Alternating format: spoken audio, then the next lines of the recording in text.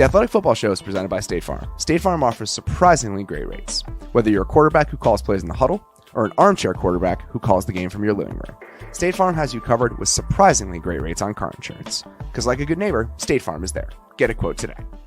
Hey guys, over the last couple months we've been telling you about this amazing app called Game Time that makes it easy for you to find the best minute deals on last minute tickets. You can actually get up to 60% off. For those of you who haven't given a shot yet, Game Time is upping their offer to $20 off your first purchase. That's right, $20 off on top of their lowest price guaranteed. Here's what you do. Download the Game Time app in the Google Play or Apple App Store. Click on the Account tab and then redeem code. Enter The Athletic 20. Again, that's The Athletic 20, all one word, and get $20 off your first purchase. This is free money, guys, so what are you waiting for? Download Game Time now. Redeem code The Athletic 20 and score the best deals on tickets today. This is the Athletic Football Show.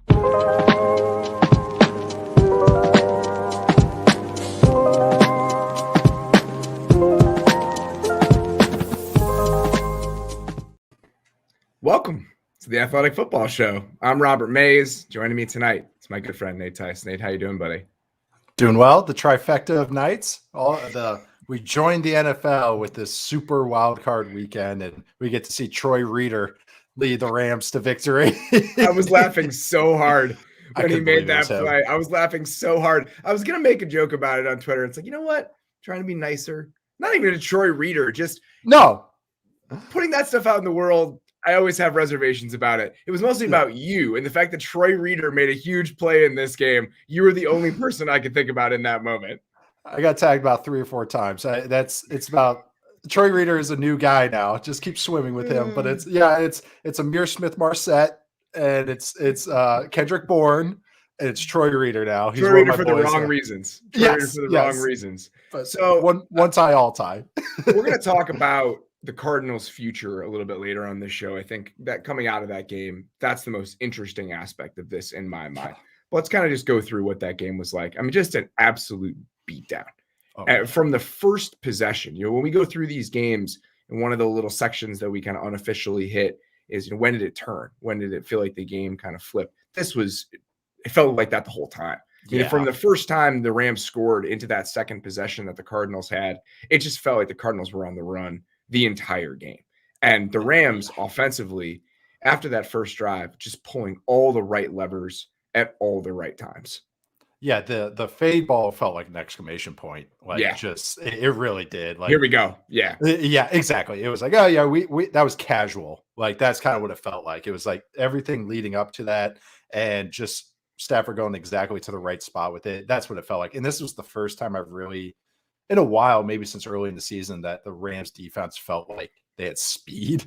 Like, they actually were playing fast. They were playing very assured of themselves, especially compared to last week against the 49ers. And it was like, oh yeah, this team has a lot of good players. They maybe not the safety position, but they, guys performed tonight. But it didn't matter tonight. Didn't matter tonight at all. But it's with this offense and just seeing their big players make big time plays. The Von Miller, OBJ finally getting into the game, and that makes so much sense. And it was just awesome seeing Cam Akers in the run game kind of exploding a little bit. It's seeing all the different ways that this team can attack you offensively and defensively. It's like, oh yeah, this Rams team, they can make noise, they can do stuff, and yeah, it looked really good tonight. This is a reminder to me, this game, that playoff games are comprised of 4, 5, 6 moments. That's usually what swings these things. And when you're a team like the Rams, we can have conversations about value till we're blue in the face, about some of the moves the Rams made and how much they paid for Matthew Stafford, how much they paid at midseason for Von Miller, whatever. This is about stacking up guys who are mismatches and matchup problems. If you can find those 4, 5, 6 plays over the course of a playoff game where you have these mismatches, these splash play creators, these guys who can ultimately rise above and make some of those plays for you, it goes a long way at this portion of the season. And you can just list off the Rams that made plays like that tonight, right? Like OBJ going to get that fade, he snatches that ball out of the air. That is not a play that any receiver in the world can make. Plug in replacement level X. That's not that type of play. That's why you go get him. Yep. Von Miller has a sack today, a couple big plays against the run, a big TFL, again, splash-like plays. And then obviously Stafford, right? Yes. When you go Yes. get Stafford, I mean, it's so easy to look at an EPA chart and look how up and down they've been and just kind of see what they paid for him and say, is this worth it? And then you watch a game like tonight and you just see some of those throws, some of the backside digs being in play again, just how many times he's able to wait for something on the backside to come open or come all the way through and hit something late because of the arm strength. This is just a reminder again of just how much it opens the offense, how much the book expands because he's there. So when you watch this game, who knows what's going to happen against the Bucs next week? Who knows if they ultimately win the Super Bowl? But you can understand why, if you're Les Snead and Sean McVay, you think, look at this. Like, look at the monsters that we have in these moments. It's going to be important. And tonight felt like that. When you can get an entire defense to just stop running man coverage because they're just so terrified of what you have, like that's such a feather in your cap, just such an ace up your sleeve. And that's what it is, that because so much in football comes down to, hey, let's make the other team make a play, whether it be the other team's quarterback or the DBs to defend you, the pass rush to get home some way, shape, or form. And with like tonight, you could see this is where the stars come to play. Like the fade ball, that's a one-on-one, true one-on-one, no help. That's the only throw Stafford had because they're double teaming Cooper Kupp. The other routes were meant to beat zone. That's what the trip side's for. So this is why you get an X receiver. And also the other Cooper Kupp touchdown when Stafford kind of like half rolled on it against cover zero. I mean, that's what throughout the league. I mean, think of the Ravens versus the 49ers in the Super Bowl in New Orleans when the lights went out. The last 3-4 plays were cover zero, cover zero, cover zero, cover zero. Because what they're doing is, hey, we're making the quarterback make a play. He has to be right with his read, and then he has to deliver a throw. Well, you see how Stafford, he's not going to scramble. If you see Lamar Jackson playing against that, he's going to try and break contain all the way around. But instead, Stafford's just like doing a little half roll, throws a sidearm throw. Cooper Kupp, just as he's turning his head, he's winning his one-on-one. That's why you have the stars. It's if they want to post in one-on-one situations, we're going to make them pay. And that's what the Rams are trying to do. They're going to make you try and play basic. And when you see that when the Cardinals had to play basic, the run game benefits. Everybody else gets the benefits because what the stars bring. The run game was fun to watch. I mean, the burst that Akers has is wild. I mean, 6 months. It makes absolutely no sense coming off an Achilles to look like that. And the offensive line, I thought, played well. Really good job of climbing to the second level throughout the game. You know, guys getting free releases and getting up there. I mean, everybody had, to the point that Austin Corbett almost blew out Andrew Whitworth's knee because he pancaked the guys so hard on the first drive of the game. And there was a lot of that. You know, Brian Allen, I think, had a couple nice plays in space climbing to the second level. They had some splash runs in this game. Yeah. And you combined on offense for the Rams the sheer talent level that they have at some of these positions with, again, McVay seeming like he was pressing all the right buttons. He knew in those first few drives exactly what he wanted. That first play that sticks out in my mind, Kupp and OBJ are stacked on the right side. They send Kupp in jet motion, play action, and they have the leverage on the outside corner now, and OBJ runs the little post behind it and splash play. It's like, all right, if we're going to be smashing the easy buttons today, then it's going to be a long, long day. On that same drive, they high load Isaiah Simmons with Kupp, and then Higbee came behind it on a little dig, made it easy, and then they set up the fade on the touchdown. And the cool part about the fade is they ran a similar look inside the 5 the last time these two teams played. Slant, right? And they ran a slant. So it's just, again, being one step ahead, and it kind of felt like they were one step ahead the entire game. Yeah, when the Cardinals were playing too high a lot on base downs, it seemed like on run downs, first and second down. And that's why you saw the Rams starting to get to weak side zone, which is open side zone away from the tight end. If you ever see a zone run play, it's weak side zone, weak away from the tight end. And you can get to that run if it's a light box, if the safety is not going to rotate down. And a lot of times you'd see the Cardinal safety on the backside kind of feigning like, well, I'm coming down. But another hint, if you ever look at the linebackers where they're shifted over, if they're bossed or bowed over, then the safety usually fills that void. But the Cardinals linebackers were just standing there. So the safety's doing all the up and down, and Stafford's like, kill, we're going right at it. And they would just, or can for them, but they would just go, to the weak side zone. And that's why they were able to get to that. And that's what's been fun this year, is you've seen against the Bills, the Colts did the same thing because the Bills would have 2 high safeties, and they were running away from that safety coming down. So it was cool to see that they ran the split zone a little bit. It was it was like a vintage Rams run game performance. It was all the good stuff. Maybe not some jet sweeps to Robert Woods and Cooper Kupp, but it was the fun zone game, the split zones, the outside zones, the weak side zones, the wind backs, and that was really cool to see that element really to the forefront again. Maybe not to the same extent, but kind of a similar vibe to what we were talking about with the Bills after Saturday night, with a team that, if you're going to get light boxes, which they have all season, can you make teams pay? Can you run teams out of them? Can you run the ball when they're telling you and forcing you to run the ball?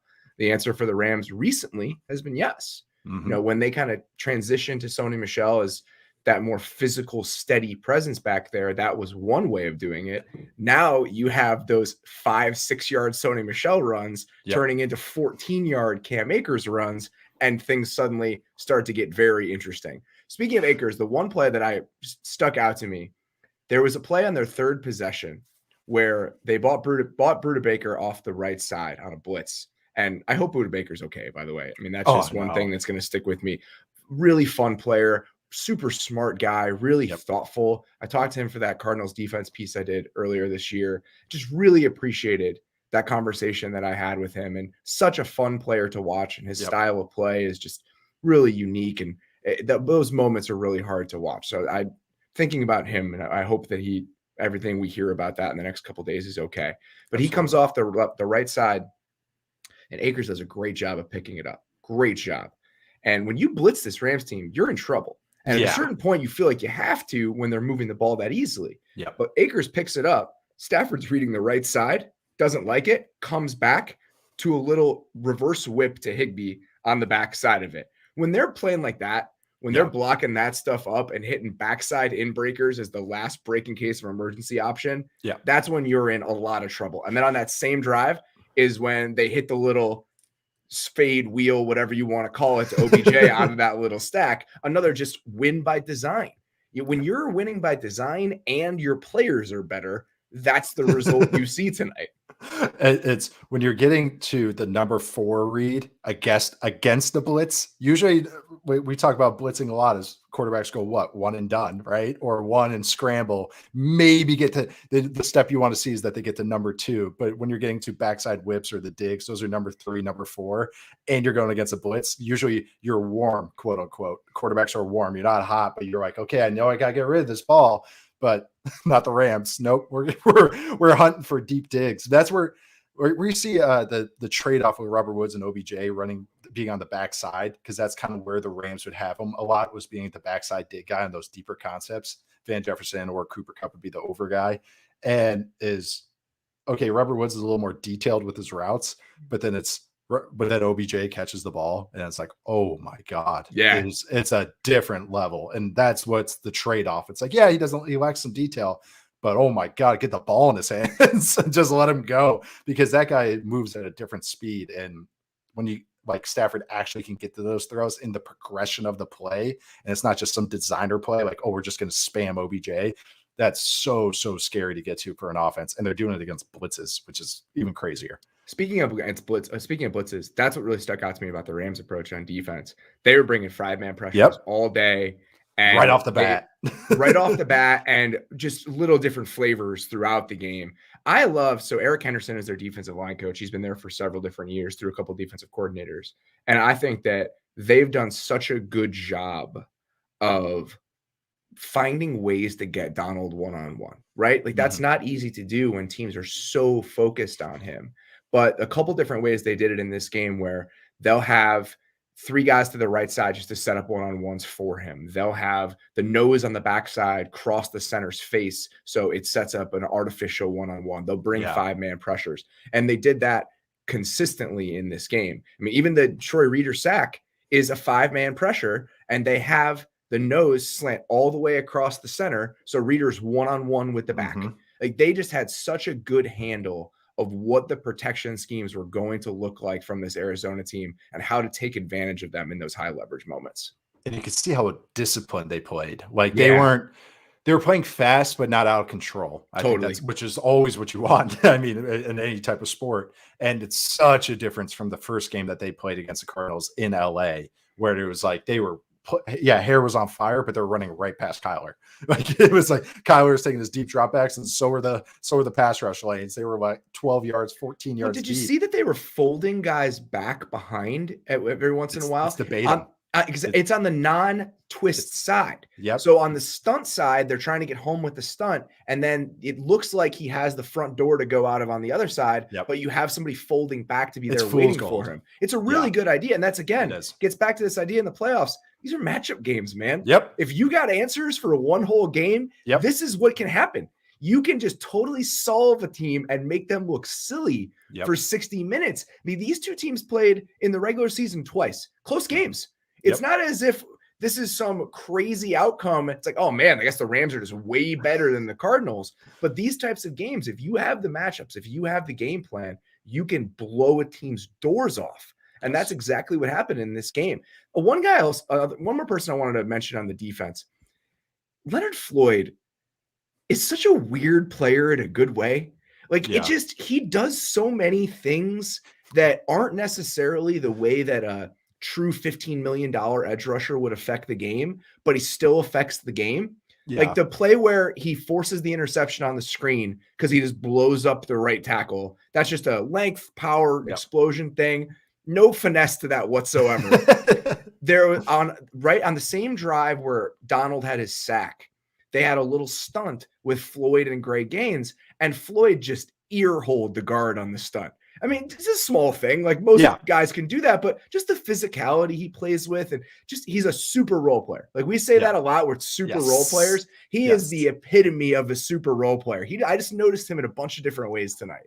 And bringing up the ear hole in the games, that's exactly what it is. Like when you have one of those guys that's like, if he's your number 3 rusher, you're like, oh yeah, exactly. Yes. It's like super role player is the best way to put it. It's like having a pass catcher that you're like, he is not like, you don't want to have like 30 targets or, not 30, but 15 targets a game, but 7. Yeah. Now we're talking. That's the exact same thing. It's like, you don't want him, being soloed up like Aaron Donald and going like designing everything for him. But you love him as the penetrator, as like just kicking the right guard, right, knocking him over. And that's exactly what you need, those types of guys. That's what a good defense has. They have the stars, but then they have, a couple of the other auxiliary guys that are like, oh yeah, he's pretty damn good too. But that really too was Taven Howard, number 32. Like he had a couple plays tonight, and watching him, I want to say it was a 49ers game, him being in the box with Troy Reader, because I couldn't stop staring at Troy Reader, was he was in there too, because he's like a lighter body. He's like 215. He plays in the box a bunch of times. He wears 32. So you're like, oh, he's a safety, but he's an inside linebacker. This Cardinals defense, it's a disaster with the numbers. They're trying to just screw with you at all times. I hate it. Oh, all the teams. Oh my God. Seeing the Rams, the corner where what's his face? We're number 11. Darius Williams. It's a crime. It should be illegal. I hate it every single time. Anyway. Same. I know. I can't stand that. I know. I single digits is okay for corners. Like I think we got to reestablish the numbering rules. Like we let it go too crazy the first year, because it hurts my brain, because that's how you do personnel so many times. Even when they switch to like, oh, linebackers can wear 40s, that sucked, because you're like, oh, it could be a safety. 42, that could be a safety, and then you're right, because that's just the gimme for personnel. But that's my quality control rant for the game. What did you like from him though? Do you feel like sorry, just got around the ball a few times. He had in coverage, he did a couple nice things, and that's why you want him in there when you're especially playing a team like the Cardinals that have so much speed. They're built on that, and being on the interior of the defense, so like trying to attack that's where I thought the Cardinals would go against. So seeing him and just run around, playing all these balls and stuff like that, it was really cool to see him in coverage, because that's what you want him in there. He's 215. He's not going to be playing the run. So we'll see how it goes against the Bucs next week when he has to play a little more loaded boxes. So first glance at that game, this Rams offense is a different beast for Todd Bowles than the team he just played against, right? You're not going to see a 40% blitz rate next week against this Rams offense if you're Tampa Bay, the same way you did against Jalen Hurts. It's a fun game. We've already seen it once this year. It feels like these teams are very different in a lot of different ways, but I'm excited. This is the type of, it feels like we could have fast forwarded through a lot of this week and gotten to the matchups on next weekend. And I think this is exactly that. I'm just ready to watch this game, and I probably didn't need to watch the Cardinals-Rams game. And also just the question marks. It's not even like these teams. It's going to be fun to watch this Rams, like what are they doing this week? Because especially on defense, and because it's going to be so funny going against the Bucs too. It's okay. Wirfs is a game time decision. So, all right. So now how do the Rams configure their line? Where does Ramsey, does he travel with Mike Evans? Like does on the Debo kind of schedule? Like that's going to be really interesting. Or does he stay in the inside worried about Gronk in the backs, get all the checkdowns and stuff. I know there's just little tweaks like that. I'm just really curious. And also when we talk about stars, Tom Brady, that's all we need to talk about. All right. Well, we got like 6 days to talk about that game. So we'll dig into that a little bit later. We're going to talk about the Cardinals and just some of the questions looming over them over the next couple months here. Before we do that, though, we're going to take a quick break. We'll return after these messages. Our next partner has a product I use literally every single day. I started taking Athletic Greens because I was looking for a convenient way to get more vitamins and more nutrition into my diet as I tried to increase focus, just my overall habits over the course of the day. Now that I've been on it for about a month, I absolutely love it. It doesn't taste super healthy either. It has kind of a sweet, tropical taste that I actually look forward to in the morning. So what is this stuff? With one delicious scoop of Athletic Greens, you're absorbing 75 high-quality vitamins, minerals, whole food source superfoods, probiotics, and adaptogens to help start your day right. This special blend of ingredients supports your gut health, your nervous system, your immune system, your energy, recovery, focus, and aging. I just enjoy how quick and easy it is in the morning. Throw a scoop in to 8 to 12 ounces of water, you shake it up. I make it when I'm brewing my coffee every single day. It is a easy, convenient part of my routine that I absolutely love. When you get a little bit older and you want to incorporate more vitamins into your diet, this is an easy way to do it. Tons of people take some kind of multivitamin, and it's important to choose one with high quality ingredients that your body will actually absorb. Athletic Greens is a small micro habit with big benefits. It's one thing you can do every single day to take great care of yourself. Your subscription comes with a year's supply of vitamin D, which is so important to add in these winter months when we don't get as much sunlight. I know when I had my physical this year, they said I needed more vitamin D. Right now, it's time to reclaim your health and arm your immune system with convenient daily nutrition, especially heading into the flu and cold season. It's just one scoop in a cup of water every day. That's it. No need for a million different pills and supplements to look out for your health. To make it easy, Athletic Greens is going to give you a free 1-year supply of immune-supporting vitamin D and 5 free travel packs with your first purchase. All you have to do is visit athleticgreens.com/Mays. Again, that's athleticgreens.com/MAYS to take ownership of your health and pick up the ultimate daily nutrition insurance. Do you guys feel like you're never as comfortable as you want to be when you're wearing a dress shirt? It's either too stiff or a little bit too wrinkly, or you feel like you get way too hot, way too fast. I know it's a problem every single time I'm at a wedding. That's why you have to check out Mays and Nate. Mays and Nate combines the comfort and flexibility of your favorite athletic wear with the style and fit of a custom dress shirt. Lightweight, breathable, and moisture wicking, Mays and Nate's clothing will help you look great. Plus, their dress shirts are machine washable, so you can skip those trips to the dry cleaner. Think of all the time and money you'll save.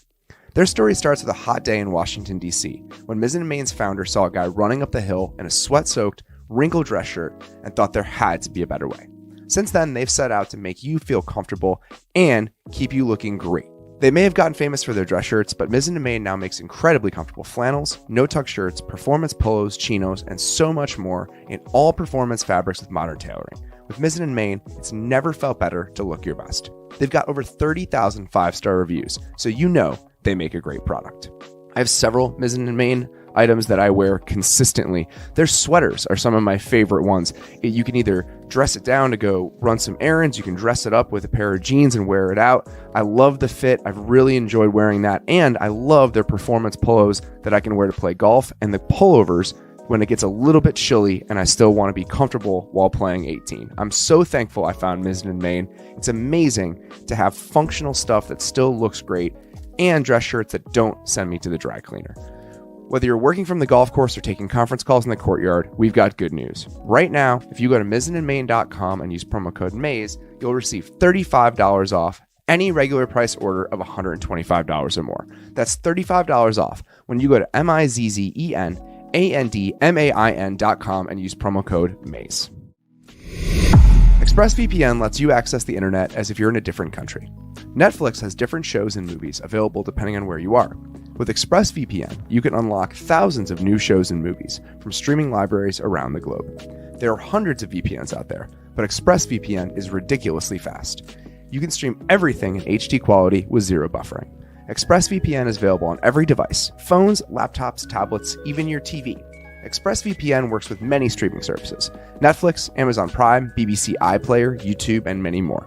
You can choose from almost 100 different countries. It's so simple to use. Just fire up the ExpressVPN app, change your location, hit connect, and then refresh the page, and the show or movie you want to watch will magically appear. If you use my link right now at expressvpn.com/maze, you can get an extra 3 months of ExpressVPN for free. That's expressvpn.com/mays. From head to toe, your body is made up of trillions of cells, which are busy performing their specific functions to keep you healthy and resilient. To keep up with all the work, a sufficient supply of an essential molecule called nDNA+ must be maintained for cells to perform their normal functions, which include creating ATP for cellular energy, repairing your cells, and supporting healthy mitochondria. Many lifestyle factors that can decrease your cell's NAD+ supply include alcohol consumption, excess sun exposure, poor diet, and even environmental factors such as pollution. Over 6 human clinical trials have demonstrated that daily supplementation with NR, known as Niagen, can safely and effectively elevate your NAD+ levels, giving each of your hardworking cells exactly what it needs to perform at its best. Since taking True Niagen, I feel at peace knowing it's researched by the top scientific institutions in the world. Right now, new customers can save 20% on their first purchase by going to trueniagen.com/maze and use code MAYS. That's TRUNIAGEN.com/MAYS. Code MAYS to save 20% off your first purchase. trueniagen.com/maze, code MAYS. All right.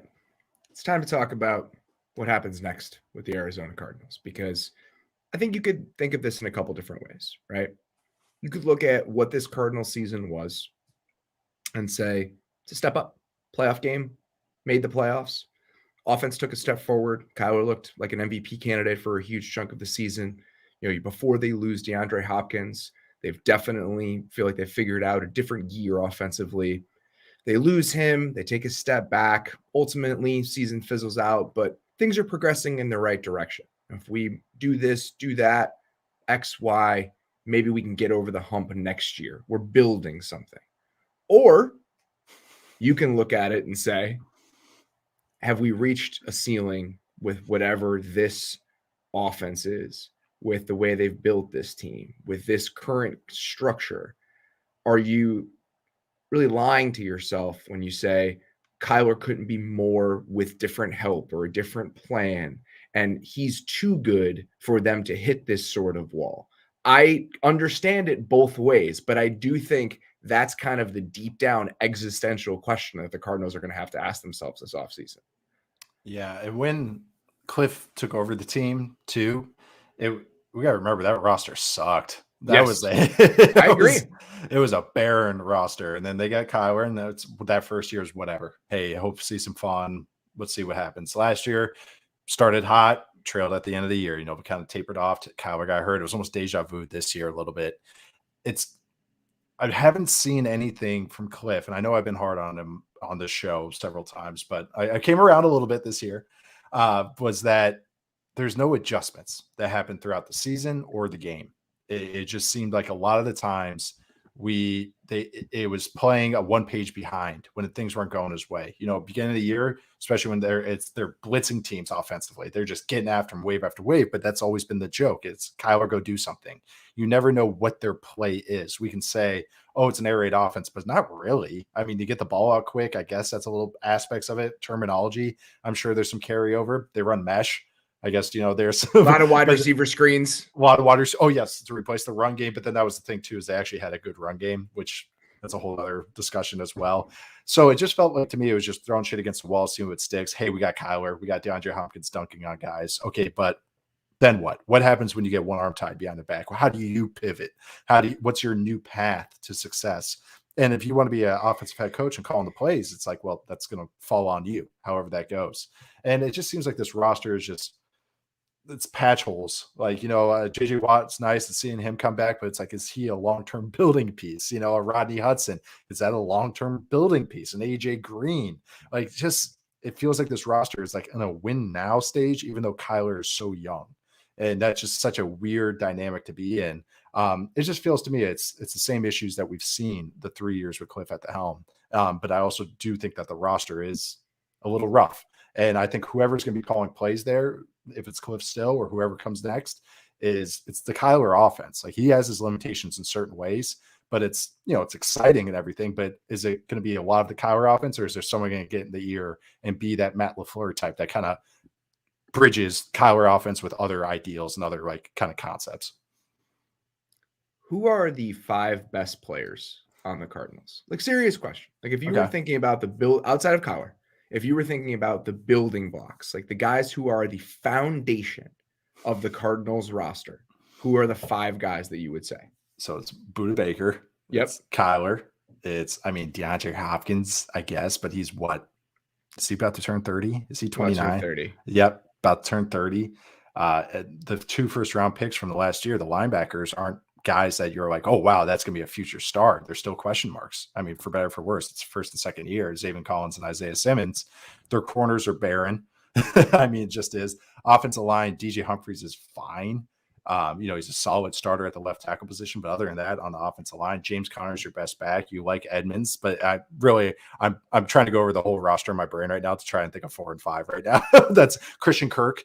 Who's a free agent this year, by the way. And who's a free agent. And that's the thing, is all their other guys, the Zach Ertz, the AJ Greens, all the other plus players are rentals, basically. They're not. They all went and got old. They went and got older rentals at a lot of these spots.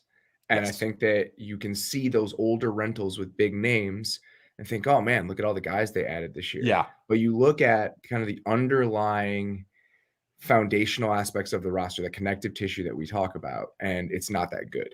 No. They haven't really developed any young in-house players. Budda Baker, but that was several drafts ago. Mm-hmm. And Buddha's a really good player. I think DJ Humphries is a success story in terms of you draft a tackle, you develop a tackle. But guess what? That was 2015. Yeah, he's going to be 30 soon. That was a long time ago. So you look at it, and there are so many, and you can feel. And again, this happened years ago, but you can feel some of the barren drafts that they had, right? Mm-hmm. So 2016, they drafted Kimdiche in the first round. I don't know why they didn't have a second round pick that year, but they didn't. So, and then Brandon Williams in the 3rd round, Evan Boehm in the 4th round. So that draft is just a no dice. Yeah. Okay. Reddick in the 1st round the year after, who had one really good year and a contract year and is now gone. So, and then I assume because, I'm trying to think of the deals they signed this year in free agency. They re-signed Golden. Well, they re-signed Golden. JJ was cut. Yep. So they may get some sort of comp pick for Reddick. So maybe that you can construe that. But everyone else, Budda and then Chad Williams was in that draft. And then 2018, Josh Rosen in the 1st round, Mason Cole in the 3rd round. And 2019, that's the Andy Isabella draft. Drafted him 62nd, drafted Akeem Butler in the 4th round. Oh, yeah. So there are, and then you look at 2020 draft, you trade your 2nd round pick for DeAndre Hopkins. 3rd round pick is they drafted Josh Jones. We all love that pick in the moment because everyone thought he was like a borderline 1st round prospect. He couldn't beat out Max Garcia for the right guard job this year. So you look at it, and then the linebackers are a perfect thing to bring up because that's the problem, is that those guys have not developed into really, really good players. And you draft these guys like an Isaiah Simmons, hoping he'll be this matchup destroyer. He can't play linebacker.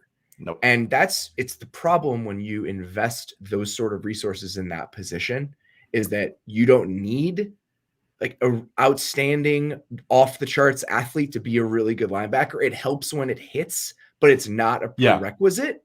So when you spend all the draft capital they've spent at linebacker, all of the draft capital that they've spent, where your defense has holes elsewhere. On offense, they drafted Rondale Moore as like a gadget player in the 2nd round. Who chips releases right now. Understandable when you want to be this offensively. But then you roll out Max Garcia and Kelvin Beachum on the right side of your offensive line, and you literally cannot block the Rams in a playoff game. And that's the problem, is that when you look at, well, what do they need? They need a lot of stuff. They probably need another corner. Robert Alford is a free agent this year. Do you want to roll with Marco Wilson out there again? Maybe he takes a step forward. That's totally reasonable. but the offensive line, the right side, absolutely needs work. There are so many different holes in the roster. And then the run defense, the fact that it's not very good at all when you've invested all of this draft capital in linebackers who can't consistently play off the ball and you fail to develop them. It's just when you look at the plan overall, it just feels like a lot of, ooh, that's nice. Ooh, that's nice. Ooh, that's nice. And you look at the cohesive nature of the roster, and I think that it leaves you wanting more. Oh, yeah. So what are they is, I think, a real question. They're putting their team together by Madden overall rating. That's what they did. I mean, really, and that's exactly it. The 2 linebacker picks. Okay, the Isaiah Simmons is you're betting on the talent, and you hope he figures it out because that, like you said, it's a matchup. And I can understand that. I can understand that. It's a home run. They've fallen in love with so many of those guys. The hybrid guys, right? That's what Reddick was. Yes. People couldn't figure out if he's an edge player. Was that? Yep. I think that's the thing is Buchanan and Honey Badger, Tyrann Mathieu, kind of like warped their scouting process. They're like, no, we're going to find these hybrid guys, these in-betweeners, and we're going to hit on them because that's exactly, even if I don't know if Deone Buchanan was a hit, but it made it work. But seriously, yeah, he had a couple years. But just honestly, like getting Simmons and then Zaven Collins, they were trying to find places to get him on the field. He couldn't beat out Jordan Hicks.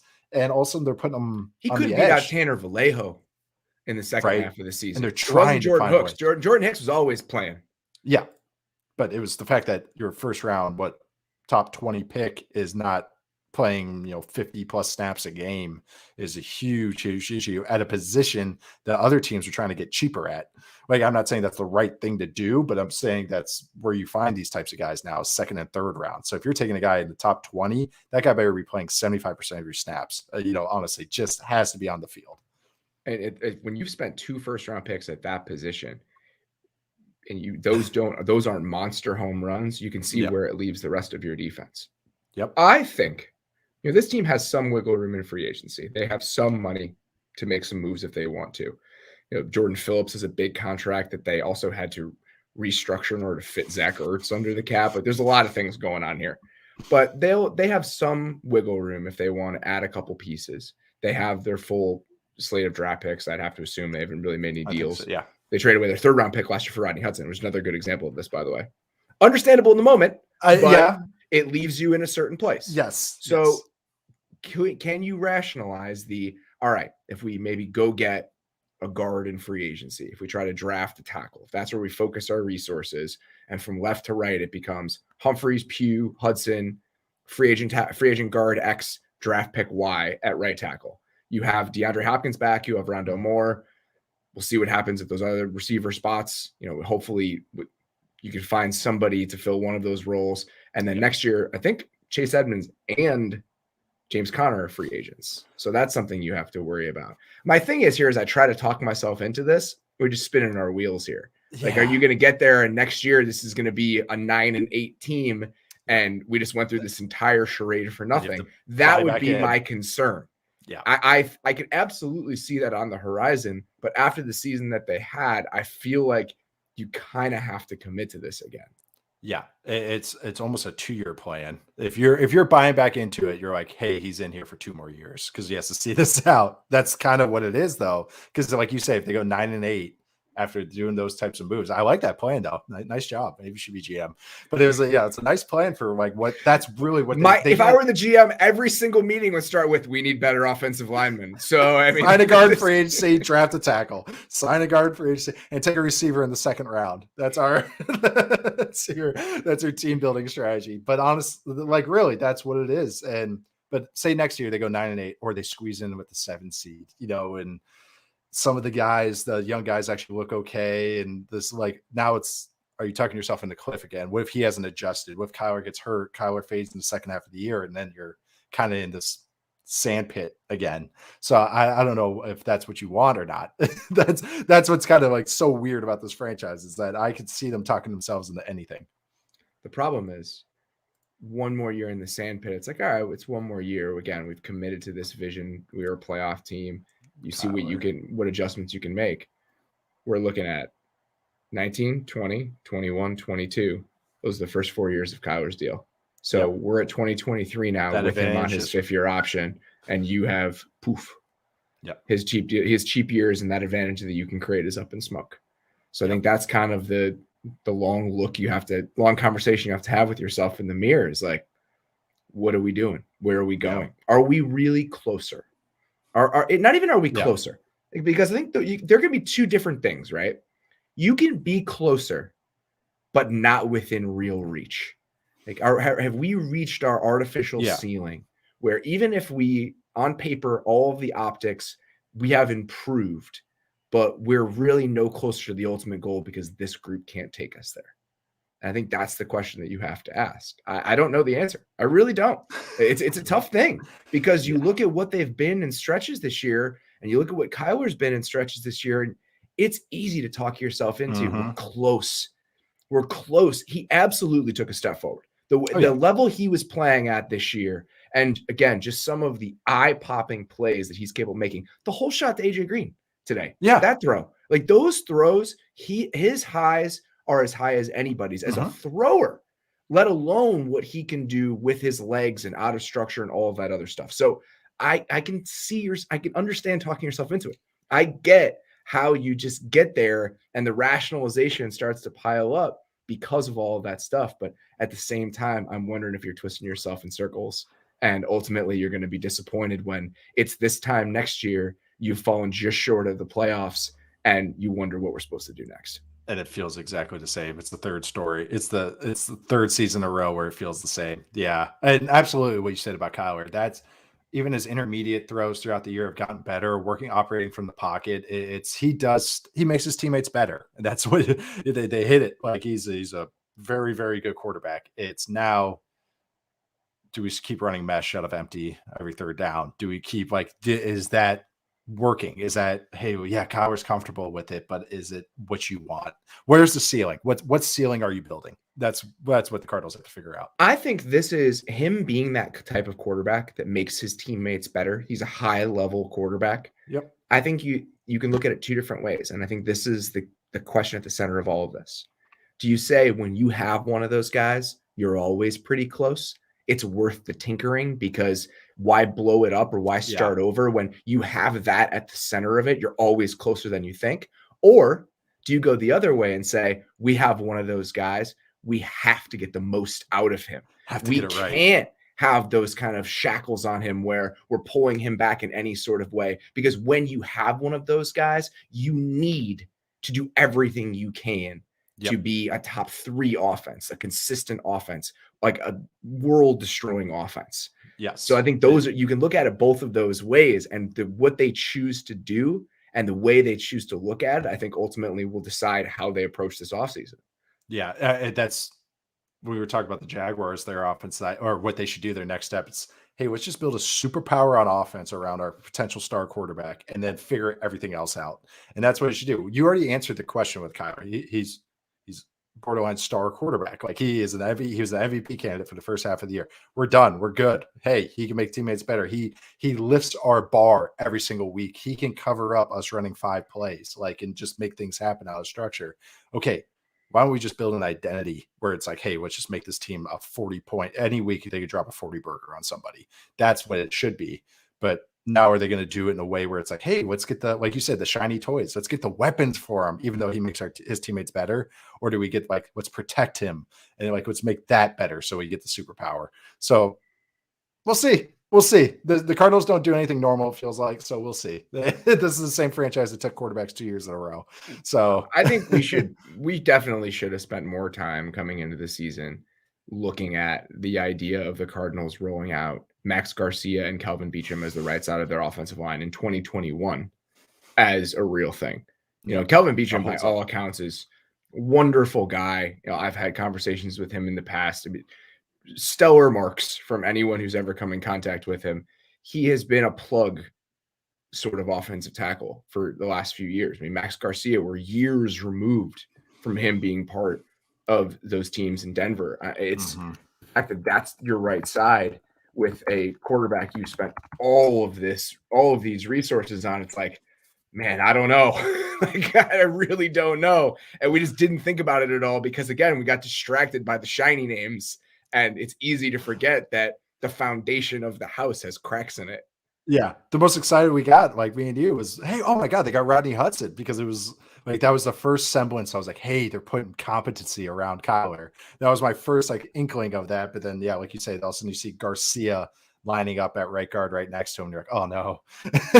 and I mean, and when you go with Kyler too, having guard pressure is so much worse because he's shorter and how he wants to escape. He usually likes to step up and out, like, but now when you have guard pressure pushing into him, that's just, it just compounds errors. It's almost like you want the strong guards instead of the tackles with him. Yeah. So, I mean, those are the things they're going to have to consider. It's like, all right, Yep. what is this going to look like for us? And what do we really have to prioritize this offseason? Before we get out of here, is there anything else you wanted to talk about with the Cardinals? Anything else you feel like you wanted to hit? No, I think the defense was fun at times this year. They kind of fell apart near the end of the year. Just kind of is what it is. It's hard to win with lack of corners. But they did a great job hiding it for a good chunk of the year. Did. I thought the Vance Joseph did a really good job coordinating that defense this year. That's us just breaking down the roster, trying to list off 5 players. That kind of speaks to what he did, what Vance Joseph did, because we couldn't name a guy that the building block that they have on that defense. So, and the offense does do fun things, but it's hard to hold up for. Yes, you can get lucky for weeks, not lucky, but you can get some wins during the week, but it's hard to sustain.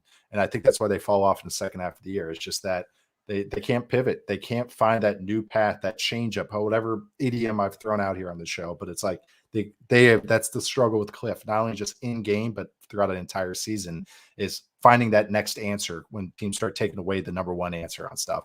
And also just overcoming the injuries. Okay, one receiver knocking you out or going out, DeAndre Hopkins, shouldn't cripple an entire offense. Not when you have that quarterback. No, yeah, exactly. If Kyler's out, okay, all right, now we're talking. But yeah, it's very frustrating sometimes to watch it. But yeah, that's my obituary on the Cardinals for 2021. One other guy I'll mention, I do like Jalen Thompson. I think Jalen Thompson is an interesting player that allows them to do a bunch of different stuff. I think he's had some really nice moments this year, even if he's also had some blows. But he's still a young player.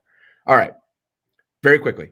One thing that has happened since the last time we recorded, and since Mitch and I recorded the mailbag, which will also run tomorrow, just so you guys be on the lookout for that. Mike Mayock was fired.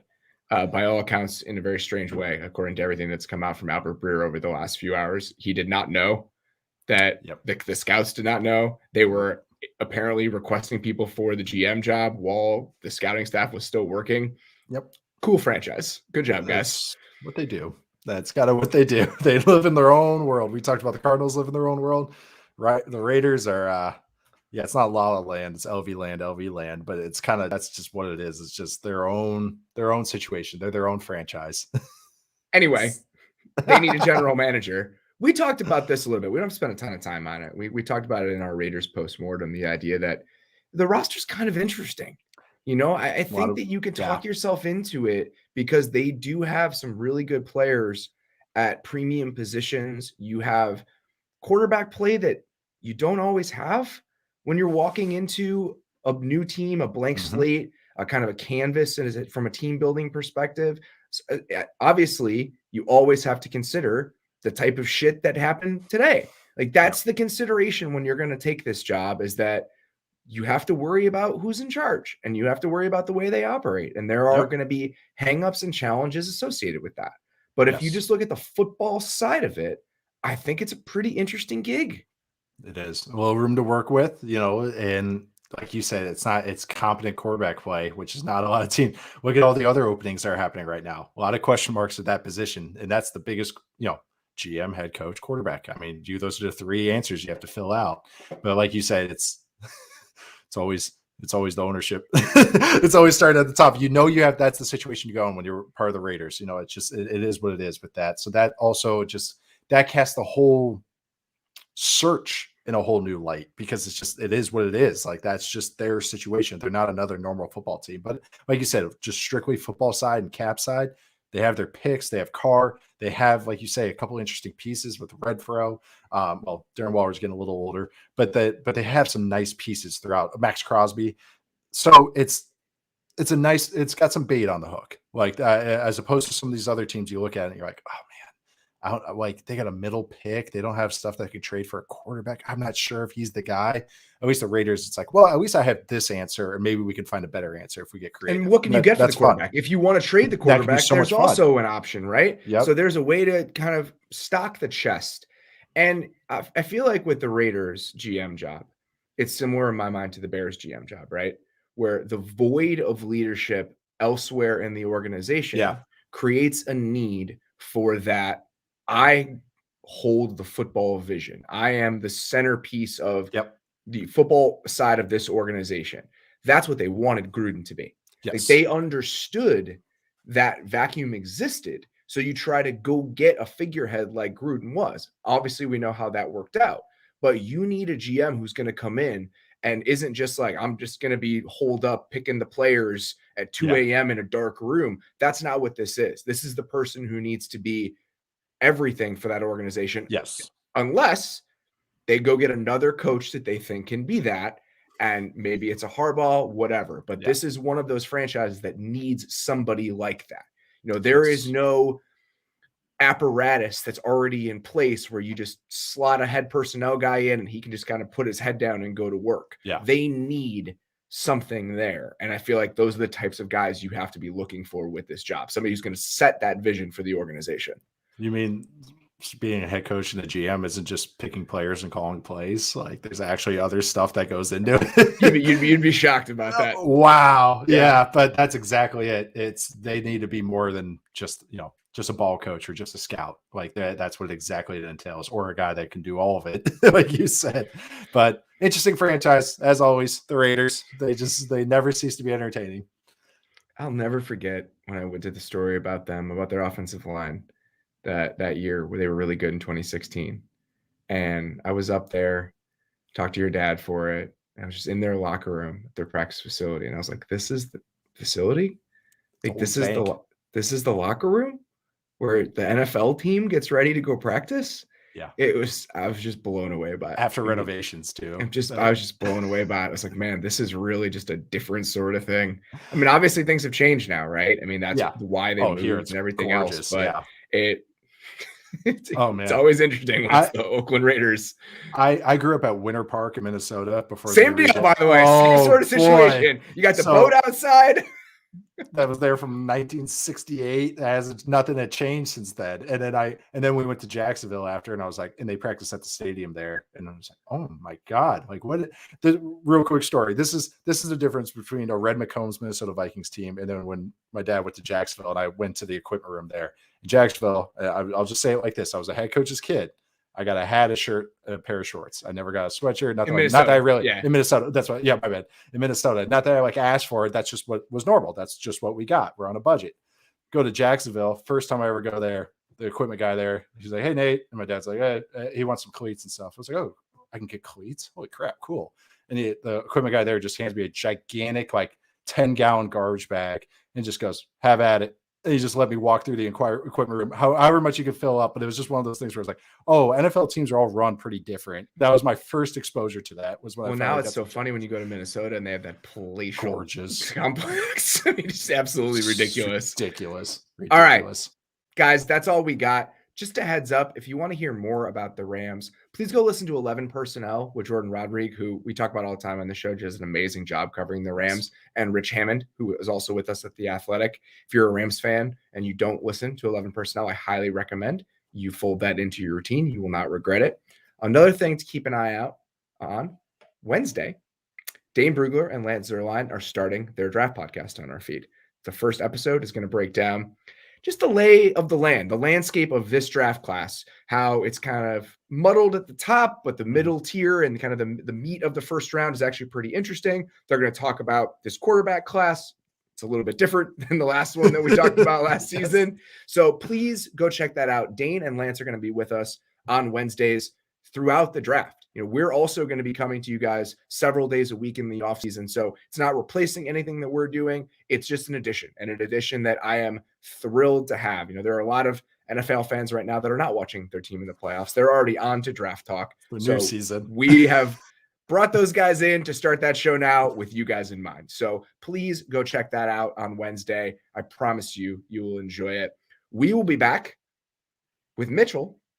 If you're listening to this on Monday, the show's probably already up. It's going to be up Monday morning. So please listen to the podcast with Mitchell Schwartz and the couple mailbag questions that we did.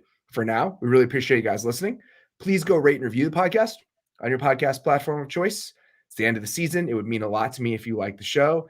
to go let us know. It's just a small little gift from you guys to us. It would be very much appreciated.